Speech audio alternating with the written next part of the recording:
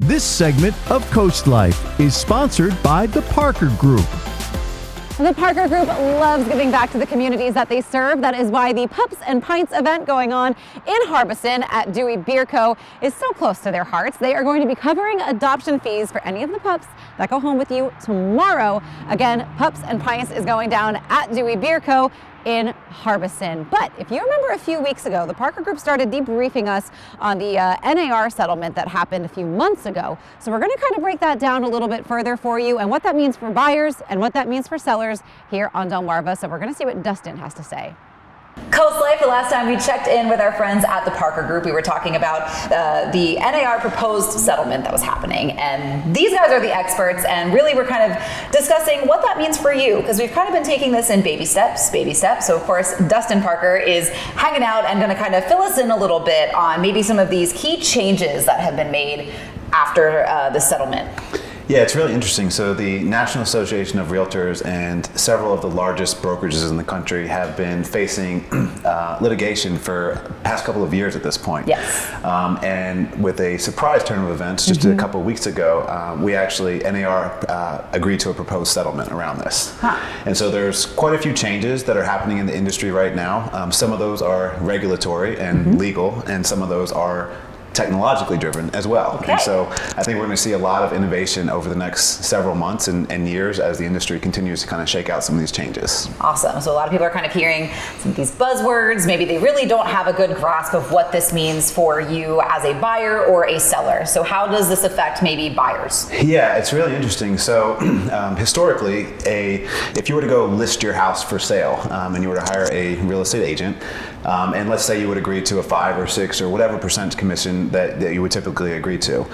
A portion of that traditionally would go to the buyer's agent, so the person representing the buyer. Okay. And so what this proposed settlement does is, or what their intent is really behind this, is to decouple those commissions. Okay. And so what they want is for buyers to compensate their own agent and to represent them, and sellers to then independently compensate their agent to kind of create that separation in agency. And there's a lot of reasons why this makes sense. Sure, it makes sense. Yeah, absolutely. And so if you think about it, if a buyer's agent is compensated based on a percentage of the sales price, there's incentive for that buyer's agent to get the buyer to pay more for that house. Sure. And so I think all kinds of industry experts are thinking of ways where it could be more fair for both buyers and sellers, and also make sure that representation and transparency throughout the process is evident. Perfect. Is there anything else that maybe sellers need to know that this might affect them or change them in any way? Yeah, so previously, and really up until about mid-July when this takes effect, buyer's agents would be able to log into our MLS system to see all of the listings for sale. Right. And they would see through that system what the compensation was being offered to that buyer's agent. That would no longer be the case. And so as sellers are making decisions about listing their house, they have to consider whether or not they want to continue to offer a level of compensation to that buyer's agent. And so there's some advantages and disadvantages and some pros and cons to think about through that process, but it's getting a little bit more nuanced than it had been previously. Okay, so that's where, I mean, there's some mud involved in kind of sifting through some of this, and that's where maybe you guys can kind of come in and guide sellers or buyers? Yeah, absolutely. So we'd love to sit down with either a buyer or a seller and kind of talk about some of these changes, some of the advantages of these changes for each party, and then talk through a strategy that makes sense for them independently, because for each seller and each buyer, there's different compensation structures that may make sense, and we can talk through some of those advantages with them. But part of this process also includes some things in writing. Tell me a little bit about that. Yeah, so historically, if you wanted to go look at a home, whether you found that home on an online platform or you called a real estate agent, that agent would typically meet you at the house, open the door for you, and kind of walk you through the process. With some of these changes taking effect in mid-July, you now, as the buyer, need to have a written agreement with the agent representing you prior to going through that process. And so this is a big change. And so that is a big change. Buyers are used to kind of navigating through that with their agent, deciding whether or not they like that agent and continuing the process with their agent.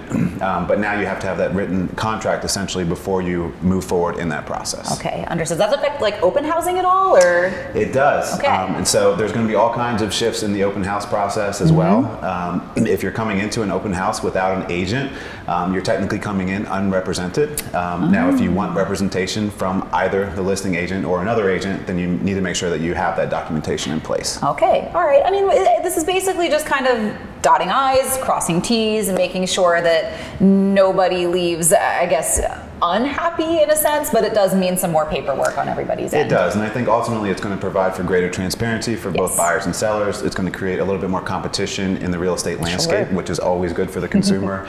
And I think what it'll do is it'll make sure that there's less steering and bad incentives for both parties in line with the agents that are representing them. Yes, and I know you mentioned it a couple of times, but when do these changes take place?